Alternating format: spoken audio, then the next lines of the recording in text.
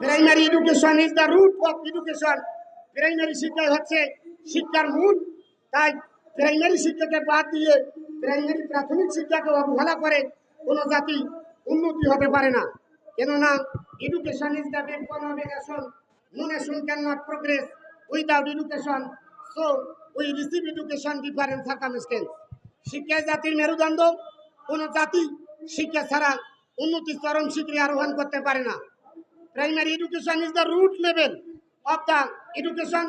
Primary শিক্ষাই হচ্ছে শিক্ষার মূল স্তর। তাই প্রাথমিক শিক্ষাকে অবহেলা করে কোনো জাতি, কোনো দেশ উন্নতির চরম শিখরে আরোহণ করতে পারে না।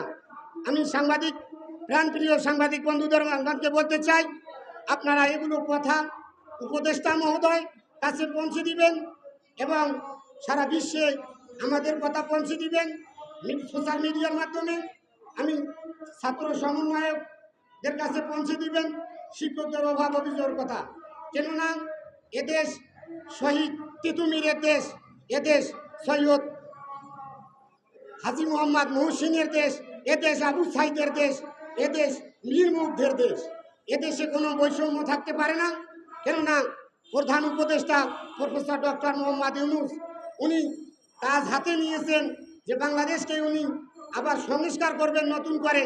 কিন্তু এখানে প্রাইমারি শিক্ষা থেকেই আমার মনে হয় সংস্কার শুরু করা দরকার। প্রাইমারি শিক্ষাই হচ্ছে শিক্ষার মূল ভিত্তি, মূল স্তর। তাই প্রাথমিক শিক্ষকরা আজকে প্রায় 4,000 স্কুল, সেখানে প্রায় 20,000 কর্মরত শিক্ষক। এখানে 2 লক্ষ ছাত্রছাত্রী, তাদের শিশুরা তাদের মৌলিক অধিকার থেকে বঞ্চিত হচ্ছে।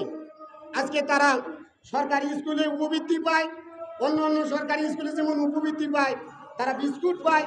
কিন্তু বেসরকারি স্কুলেতে যেসব ছাত্রছাত্রী অধ্যয়ন করে, যে শিশুরা অধ্যয়ন করে, তারা এসব সুযোগ সুবিধা থেকে বঞ্চিত হচ্ছে।